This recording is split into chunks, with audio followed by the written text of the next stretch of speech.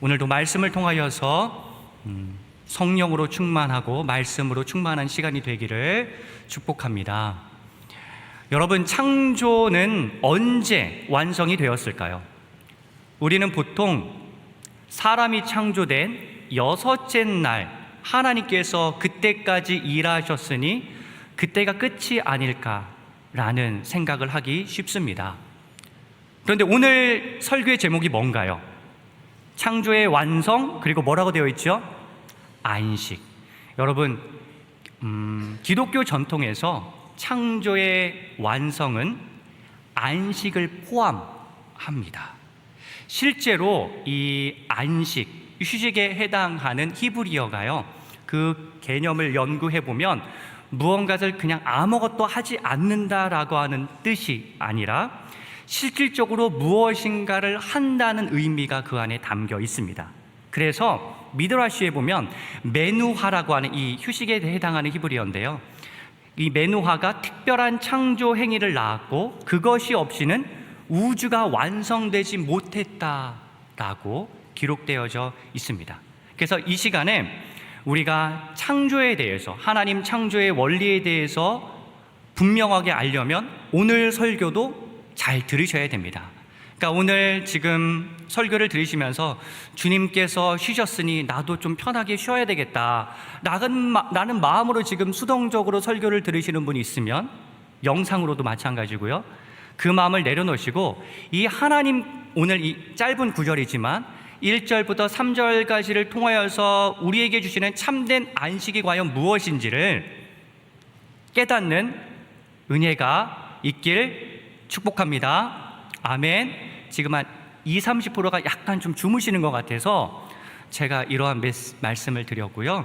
혹시 표, 제가 첫 번째로 이렇게 드린 표 함께 볼 수 있을까요? 네, 오늘 5가지의 방향으로 함께 말씀을 나눌 텐데요. 안식은 휴식이 아니다. 휴식을 안식으로 승화시키라. 휴식이 아니라 일에 집중해야 안식이 찾아온다. 말씀 안에 거할 때 안식할 수 있다. 멈춰야 할 때를 알고 멈춰야 안식을 누린다. 이렇게 5가지의 주제로 5가지의 본론으로 함께 말씀을 나누겠습니다. 먼저 첫 번째, 구상입니다. 2절 하반절 말씀에 보시면, 그리고 그 하시던 모든 일을 마치고 7째 날에 쉬셨습니다 라고 나오죠. 여러분, 이 구절을 하나님이 아닌 인간의 순서로 들여다볼 필요가 있어요. 여러분, 하나님께서는 지금 6일까지 창조의 활동을 하셨죠. 근데 인간은 어떻죠? 6째 날 그 후반부에 태어났어요. 여러분, 여행을 하신 분은 아시겠지만 밤 비행기를 통하여서 어떤 목적지에 밤늦게 도착했습니다. 그러면 그 여행의 시작은 언제부터예요? 그 다음 날부터죠. 그러니까 하나님의 관점에서는 7째 날이지만 인간의 관점에서는 첫째 날과도 같은 거예요. 그래서 왜 안식이 휴식과 다르냐라고 했을 때, 휴식이라고 하면 열심히 일한 다음에 뭔가 쉬는 시간이잖아요. 안식은 벌써 이 창조의 순서부터 그러한 휴식의 개념이 아니라는 사실을 우리에게 보여주고 있습니다. 여러분, 이해하셨죠? 네. 여러분, 그래서 이 첫째 날을 맞이하는 인간, 이 안식의 날에는 인간이 무엇을 해야 되느냐? 자, 6째 날 창조되어서 하나님께 사명도 받았고 했지만 그 하나님의 사명에 대해서 숙고하는 시간이 아무래도 부족했어요.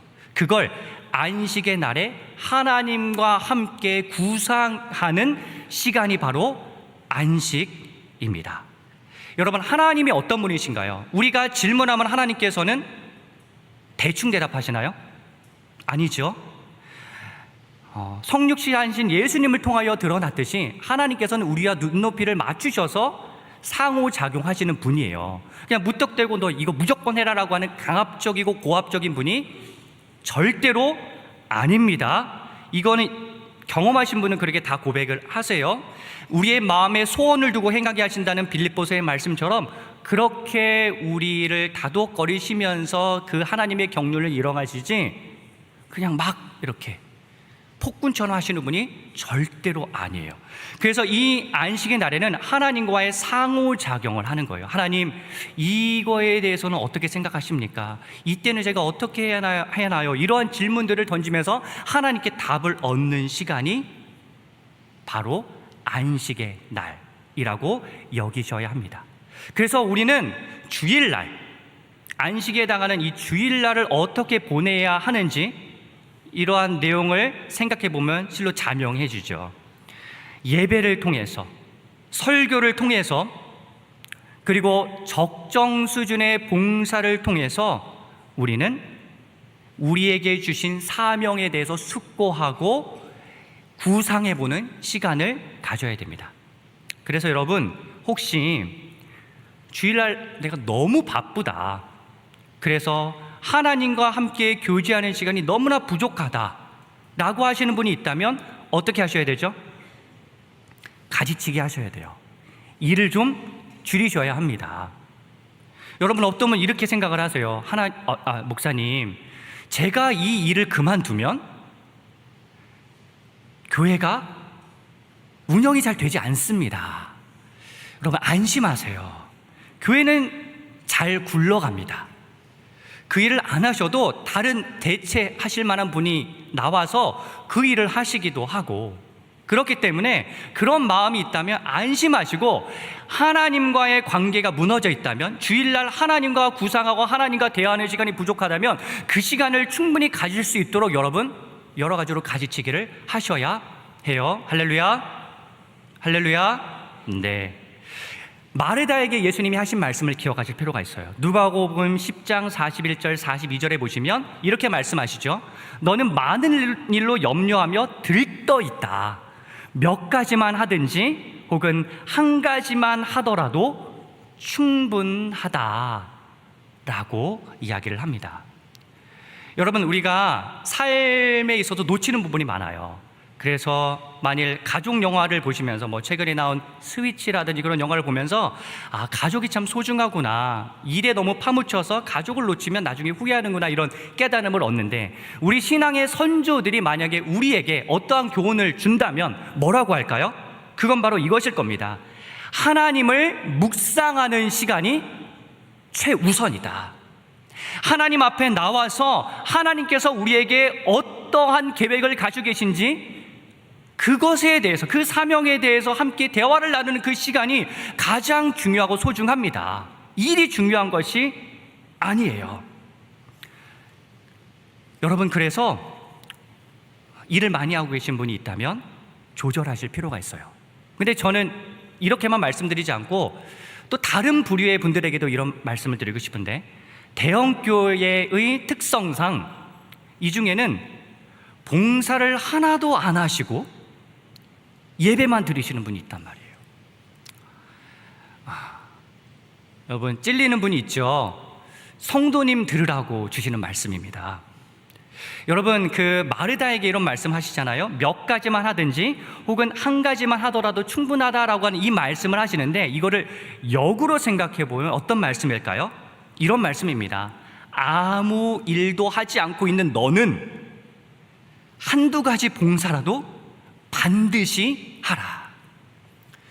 이 메시지를 듣고 찔리시는 분이 있다면 지금 봉사의 자리로 나아가라고 하는 주님의 메시지라고 여기시기 바랍니다. 여러분, 마리아 역시 아무 일도 안 하고 말씀 듣지 않았어요. 한두 가지의 적정선의 일을 하고 말씀의 자리로 나아갔습니다. 여러분, 우리가 어떻게 생각하기 쉽냐면, 예배 그냥 드리고 말씀 드리면 그로 인하여서 안식이 내게 찾아오겠지라는 생각을 하기 쉬워요. 여러분, 근데 그건 하나님이 우리를 만나는 일부분만 하고 계시기 때문에 일그러져 있는 겁니다. 여러분, 제가 신앙생활의 5대 영역을 소개할게요. 이건 우리에게 참된 안식을 주는 5대 영역이라고 여기시고, 혹시 이 중에서 내가 조금 부족했던 부분이 있다면 그 부분을 이 시간 결단하시고 채워 넣어주시면 좋겠습니다. 여러분, 5가지 영역은요 이렇게 됩니다. 캐리그마, 말씀이에요. 그리고 레이뚜르기아, 예전이에요. 디다케 교육, 코이노니아 교제, 디아코니아 봉사 선교인데, 혹시 이 중에 내가 지금 남이 주는 말씀, 설교만 너무 치중해서 듣고 있다면 내가 듣는 큐티의 자리로 나아가실 필요가 있는 분도 여기에 있어요. 내가 지금 형식적으로 예배를 드리기만 했다면 진정한 예배의 자리로 나아가셔야 합니다. 그냥 단순히 예배에만 머물러 계셨다면 교육받기 원하시는 하나님, 양육 프로그램 있으면 여러분 다 신청하셨으면 좋겠어요. 하반기 여러분 기대하시고 신청하시면 좋겠고, 대청의 멘토라든지 차세대의 교사라든지 그 교육의 영역에서 부르신다면 그 부르심에 응답하셔야 합니다. 교회 안팎의 교제에 힘써야 하며 복음으로 봉사하고 선교해야 합니다. 이 5가지 영역은 마치 어떤 양동이가 이렇게 있을 때 널빤지가 세로로 이렇게 놓여져 있잖아요. 5가지 널빤지 중에 만약에 하나라도 빠지면 물이 새는 것처럼 모두 다 소중한 신앙생활의 요소이고, 이 5가지가 온전해질 때 우리는 참된 안식을 얻을 수 있습니다. 그래서요, 여러분 이 중에는 교제가 필요하신 분이 있어요. 여러분 순례예배 지금 안 나오시는 분이 있는데, 사실 저 누군지 몰라요. 주신 말씀을 전할 뿐이에요. 순례배에 안 들으시는 분이 있다면 순례배에 참여하십시오. 내가 예전 교회에서 상처받아서 순례배는 힘듭니다라고 하시는 분 있을 수 있어요. 여러분 이곳에서 치유하시면 되잖아요.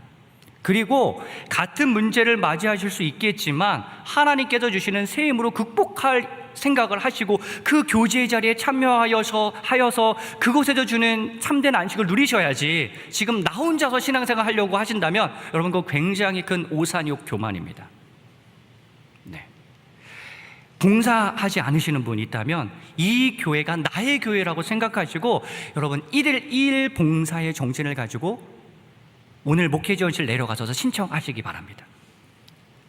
선교에 동참하시고. 그래서 우리가 교회를 더 아름답게 만들어가고, 여러분 제가 이걸 왜 강조하냐면 단순히 말씀만 들어서는 안식이 어렵고, 말씀을 듣고 예배를 드리며 선교하고 봉사하고 교육을 주고받으면서 선순환 구조가 일어나요. 내가 깨달은 말씀을 실제로 적용해보고 삶에서 드러낼 때 그곳에서 깨달아서 다시 한번 말씀을 더 깊이 있게 이해할 수가 있게 됩니다. 이론과 실제가 다르지 않아요. 더 깊이 있게 이론을 연구해야 깊이 있는 실천을 할 수 있을 뿐만 아니라 실천을 해야 그 이론은 견고해집니다. 그렇기 때문에 정리하자면 여러분 안식은 휴식이 아니에요. 일 착수 전에 하나님과 구상하는 시간입니다. 그렇기 때문에 이 5가지 영역의 균형을 꼭 이루시고 단순히 쉬려고만 하셨던 그 마음을 접으시길 축복합니다. 2번째, 재창조입니다. 3절 상반절 말씀 함께 보겠습니다. 하나님께서 7째 날을 복 주시고 거룩하게 하셨습니다. 아멘. 여러분 이 쉼의 시간은 하나님께서 복과 거룩으로 제정하셨기에 쉴 때 놀라운 회복이 일어나는 사실을 다들 아시죠? 여러분 이는 그리스도인이 아니라 비그리스도인들도 고백하는 겁니다.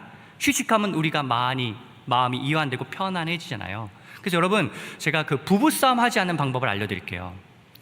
여러분 부부싸움을 어떻게 하면 안 할까? 우리가 언어 훈련도 해야 되고 공감의 언어, 첫 반응은 긍정, 아이 메시지 이런 여러 가지 방법이 있는데요. 부부싸움을 안 하는 방법 중에 아주 중요한 요소는 뭐냐면 일단 잘 주무십시오. 피곤하시면 안 돼요. 내가 숙면을 취하면 그냥 어떠한 민감해 보이는 그러한 문제를 만나더라도 넘어가요. 여러분 근데 잠이 부족하고 너무나 피곤한 상황을 한번 여러분 떠올려 보세요. 그때 어때요? 굉장히 신경이 날카로워지고 예민해집니다. 그렇죠? 네. 여러분 왜 자녀를 낳으면 그때부터 싸움이 더 심화될까요? 피곤하니까 그래요. 네. 그래서 여러분들 이 휴식을 온전히 취하셔야 되는 거예요. 여러분 근데 이 원리는 휴식이 우리의 면역력을 활성화시키고 우리의 감정에 안정을 준다고 하는 이 원리는 누가 주신 원리입니까? 하나님이 우리에게 주신 안식의 비결이에요. 여러분, 세상에서 나온 여러 책을 보면 면역력이라든지 수면이라든지 여러 연구들을 보면요, 굉장히 뭔가 새로운 거를 발견한 것처럼 막 이렇게 글을 써요. 근데 여러분, 그 모든 연구 결과는 결국 누구의 원리를 발견한 겁니까? 하나님의 원리를 발견한 것에 불과합니다. 여러분, 이 수면, 휴식 이런 게 하나님으로부터 왔다라고 하는 사실은 비교 종교학을 통해서도 우리가 알 수 있는데, 구약을 연구하는 학자들의 연구를 보면요, 토라, 그러니까 구약에 있는 모세오경, 이 구약 성경과 다른 이방 종교의 경전의 차이가 두 가지가 있어요. 그건 뭐냐면 인신제사 금지와 안식일법 규정입니다. 그게 다른 이방 종교의 경전에는 나타나지 않는데 기독교의 경전에만 드러나 있어요. 여러분, 왜 그럴까요?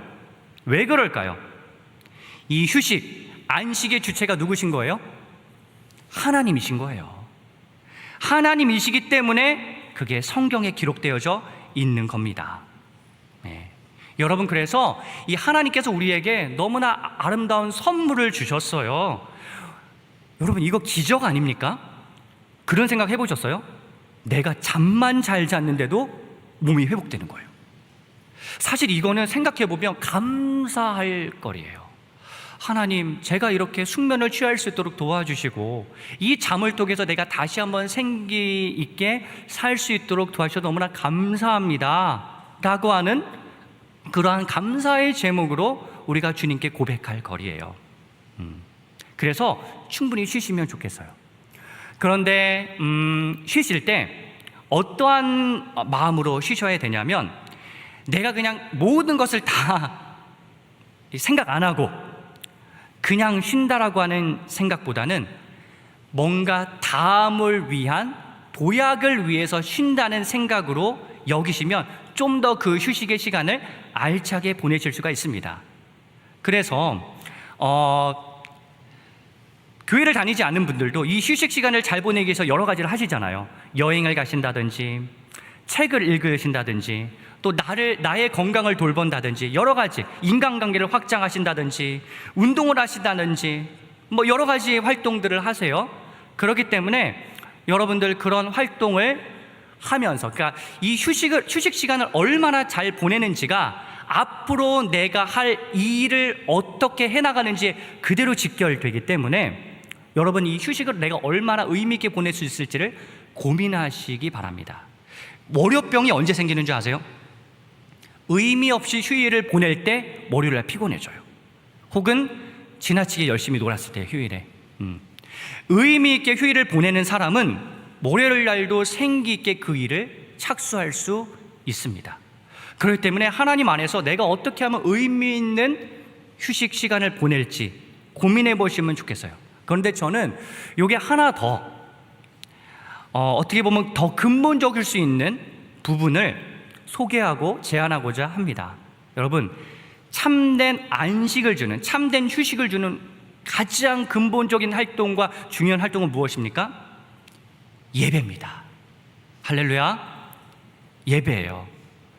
우리가 몸이 쉬어야 될 필요가 있는 분들도 있고 마음의 평강이 필요한 분들도 있겠지만, 예배를 통하여서 영혼의 안식을 얻을 때 우리가 진정한 안식에 도달할 수가 있습니다. 여러분, 믿으세요? 여러분, 그래서 이 예배에 오시는 우리의 마음가짐이 어때야 하는지 굉장히 중요한데, 그냥 때우기식의 예배, 그거는 영혼의 안식을 가져다 줄 수 없습니다. 네. 정말로 하나님과 실제적으로 영적인 교감을 하기 위하여서 예배에 집중하며 나아갈 때, 그때 내 안에 놀라운 변화가 일어나고 영혼의 참된 안식을 누릴 수가 있어요. 저도 오늘 예배를 드리는데 찬양을 통해서 너무 은혜가 많이 되는 거예요. 왜냐하면 이번 주에 너무 힘들었거든요. 제가 여러 일이 있었어요. 다 나누긴 어렵지만 너무 힘든 한 주를 보내고 이제 예배 자리에 딱 나왔는데 주님께서 강연아 사랑한다 이 마음을 주시는 거예요. 그러니까 제 안에 안식이 찾아오더라고요. 여러분 그 마음을 여러분 예배를 통하여 느끼고 계시는지 모르겠어요. 여러분 매주의 예배가 당연하지 않습니다. 여러분 그렇게 생각해봐요. 우리 지금 너무나 편하게 예배당에 오시기 때문에 예배를 너무 쉽게 생각하시는 경향이 있는데 어떤 분들은 정말 핍박을 받아서 예배당에 오는 게 힘든 분들이 있어요. 그분들은요 예배를 대하는 자세가 너무나 다릅니다. 정말 이 예배당에 와서 드리는 이 시간이 너무나 소중하고 귀한 거예요. 근데 우리 안에 그러한 절실한 마음이 있는지, 주님을 만나는 이 시간, 이 예배의 시간, 주님과 영혼의 대화를 나누기 위한 갈급함과 갈망이 있는지를 한번 점검해 보실 필요가 있어요.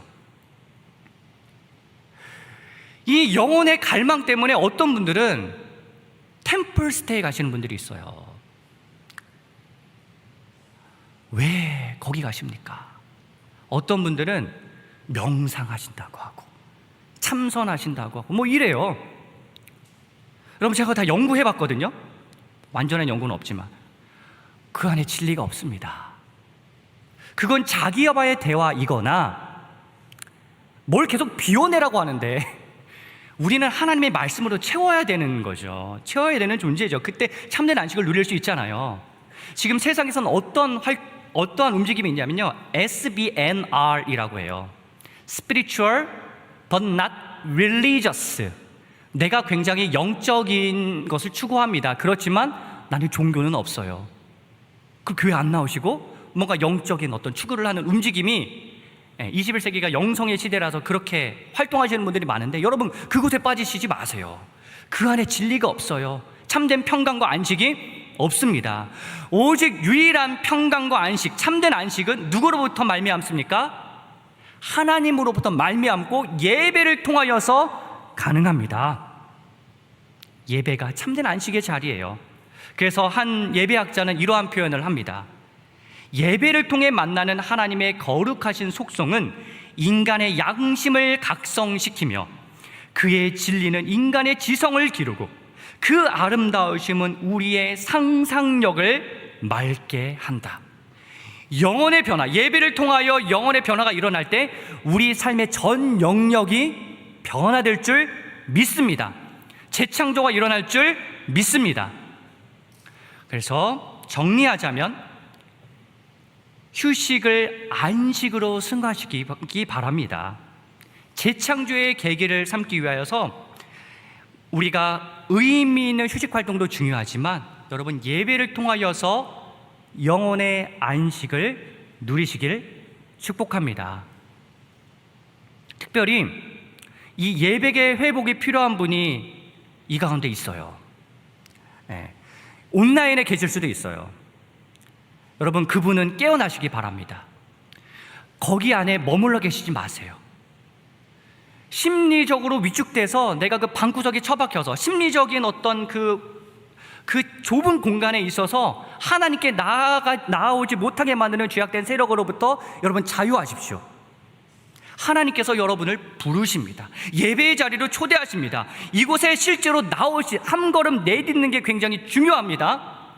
그렇기 때문에 예배의 자리로 나와 영혼의 안식을 누리시기 바랍니다. 세 번째는요, 열정입니다. 우리 3절 하반절 말씀 함께 읽겠습니다. 하나님께서 창조하시고 만드시던 모든 일을 마치시고 이날에 쉬셨기 때문입니다. 아멘. 여러분 이 말씀을 보시면서 하나님이 쉬셨지 나도 쉬어야겠다 라는 생각으로 쉬시는 것도 의미가 있을 수 있어요. 당연히 사람이 쉼이 필요하죠. 그렇죠. 어떻게 7일 내내 일할 수가 있어요. 그렇죠. 물론 목회나 의료 이런 영역들은 좀 예외적이지만 쉼이 당연히 필요해요. 그런데 이 말씀을 보시면서 어떤 좀 관점으로 보실 필요가 있냐면 하나님께서 쉼이 필요하실 정도로 정말 열성을 다하여서 일하셨구나 라고 하는 하나님의 열정을 본받는 시간이 바로 안식의 자리입니다. 그렇죠? 여러분, 우리가 이거는 뭐 인간적인 표현인 거죠. 여러분, 시편 121편에 나오듯이 하나님은 졸지도 아니하시고 주무시지도 아니하시는 분이에요.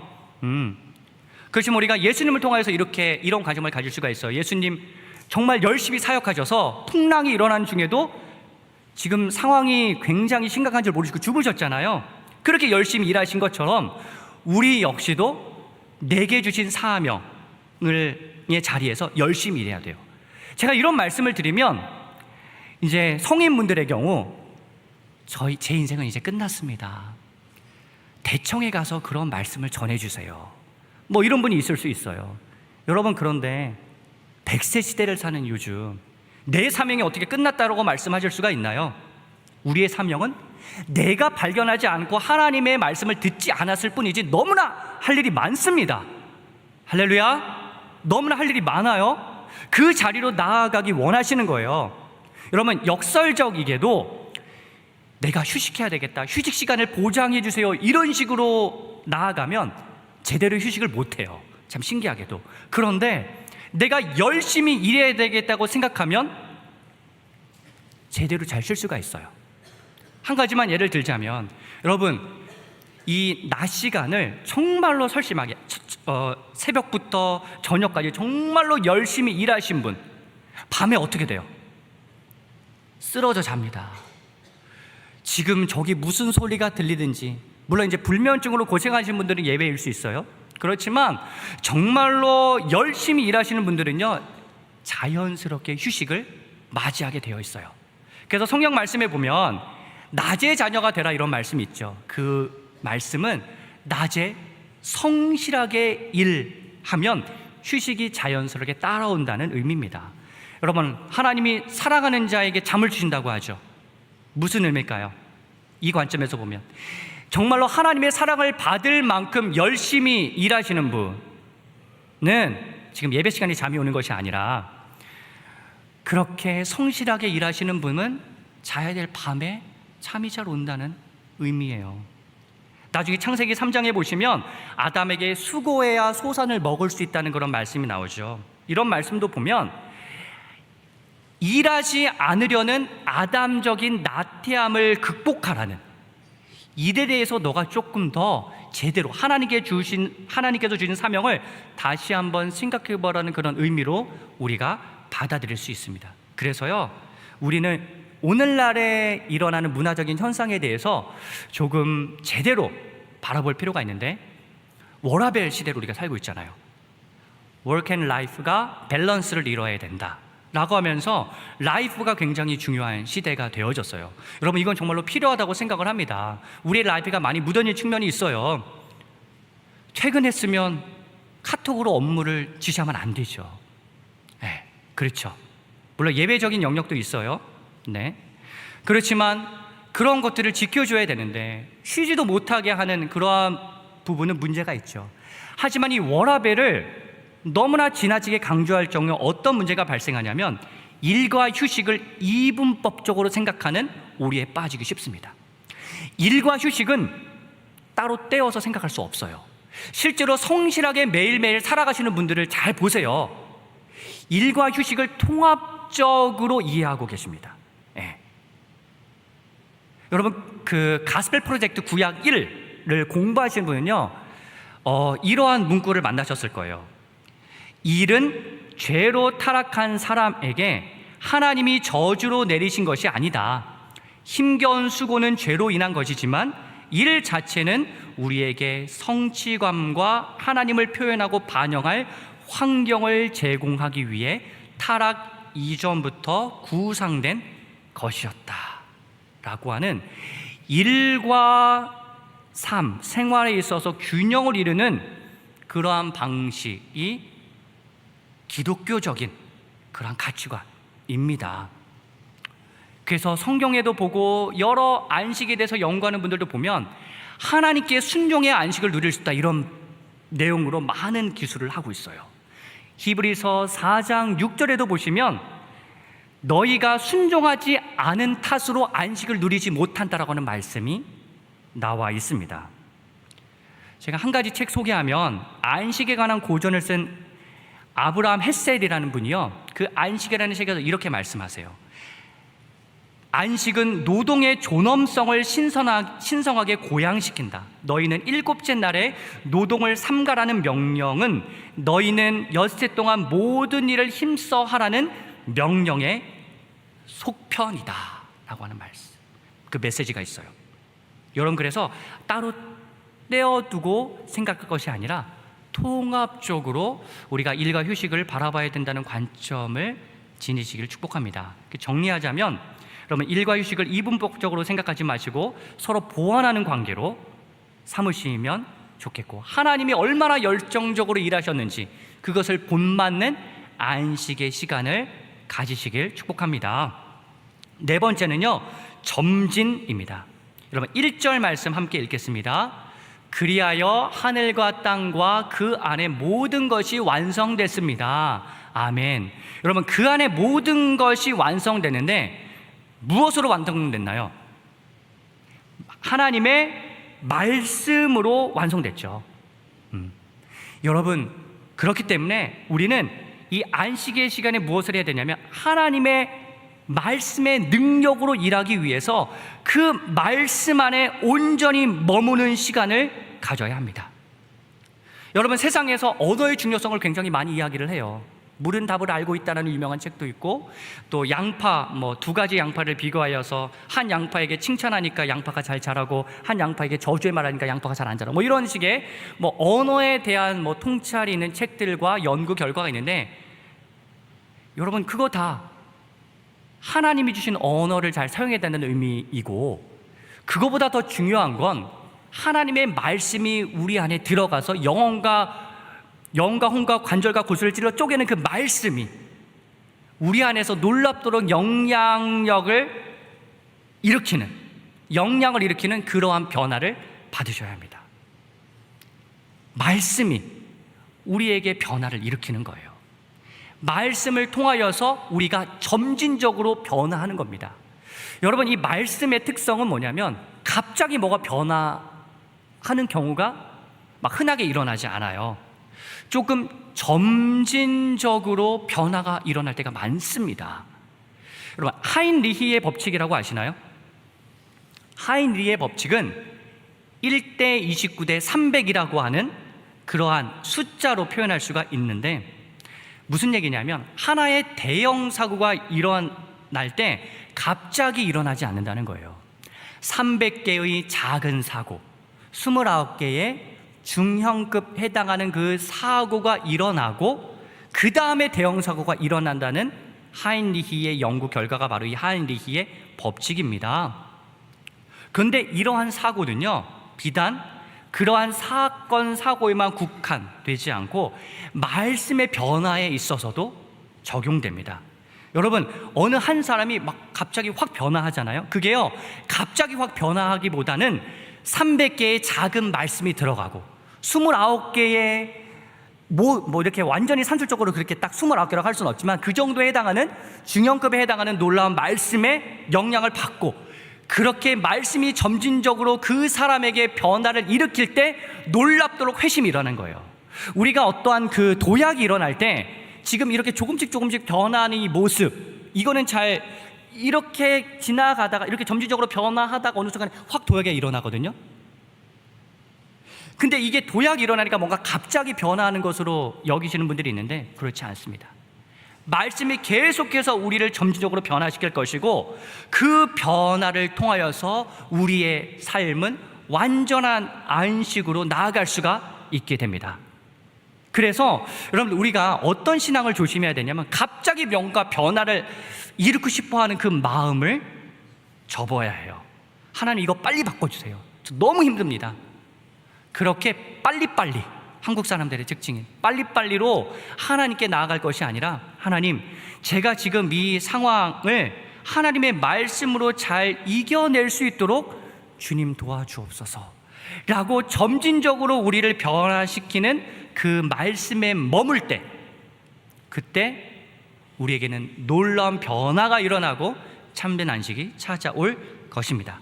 그래서 정리하자면 우리가 어떤 급진적인 기적을 바라는 샤머니즘적인 신앙을 극복하시고 점진적으로 말씀이 우리에게 변화를 일으킨다고 믿으시면서 참된 안식을 위하여 말씀에 깊게 머무는, 시간이 조금 걸리더라도 머무는 은혜를 누리시길 축복합니다.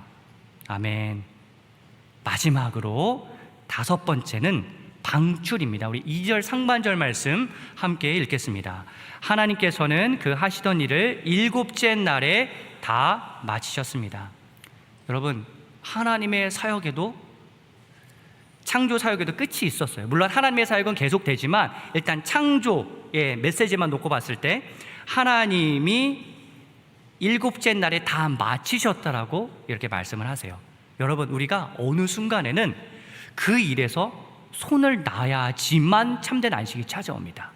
이거를 창조적인 활동을 하시는 분들은 좀 공감하실 거예요. 우리가 어떤 작품을 그리거나 쓰거나 출품할 때 미련이 계속 남는 거예요.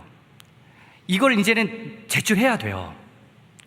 이거 이제는 빨리 내보내야 됩니다. 방출을 해야 돼요. 그런데 뭔가 좀 더 하고 싶어서, 뭔가 좀 더 수정하고 싶어서. 근데 그렇게 하다 보면 너무 거기에만 집중하다 보면 지금 삶의 다른 영역은 다 무너지고 있거든요. 그렇기 때문에 온전한 그러한 삶을 영위하기 위해서는 어느 정도 되면 방출할 줄 알아야 돼요. 이 방출한다는 건 뭐냐면 열심히 노력 안 한다는 의미가 아니에요. 내가 열심히 노력하지만 너무 지나친 욕심을 가지고 내가 뭔가를 하려고 하는 그 마음을 접으라는 거예요. 하나님께 맡기라는 겁니다. 그래서 어떤 학자는 이런 이야기를 해요.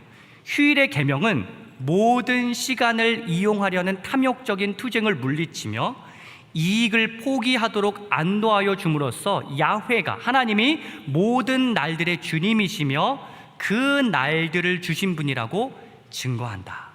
그러니까 내 모든 어떤 욕심을 다 내려놓고 하나님, 이제 주님 손에 맡깁니다.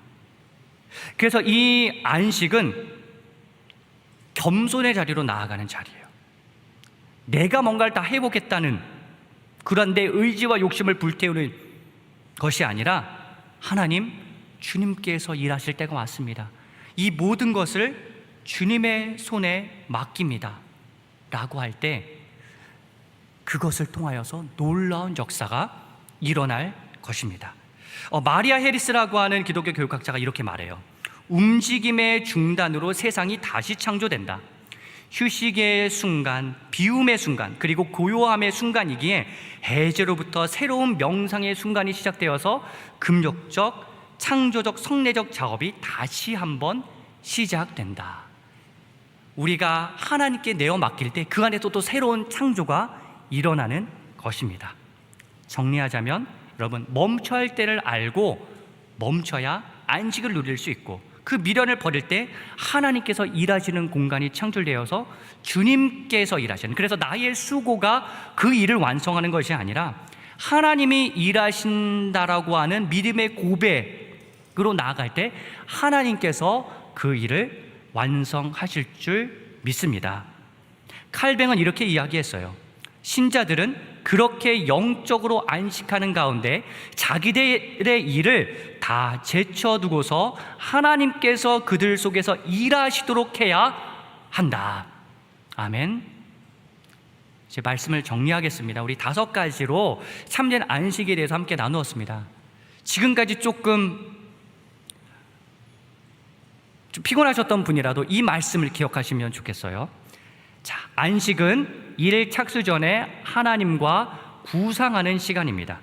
안식을 재창조의 계기로 삼는 시간입니다.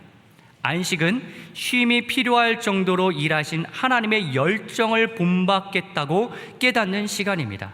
안식은 점진적으로 일어나는 말씀의 능력으로 일하기 위해서 말씀 안에 머무는 시간입니다. 안식은 이제는 하나님의 역사하심에 맡기며 방출하는 시간, 하나님을 신뢰하는 시간입니다.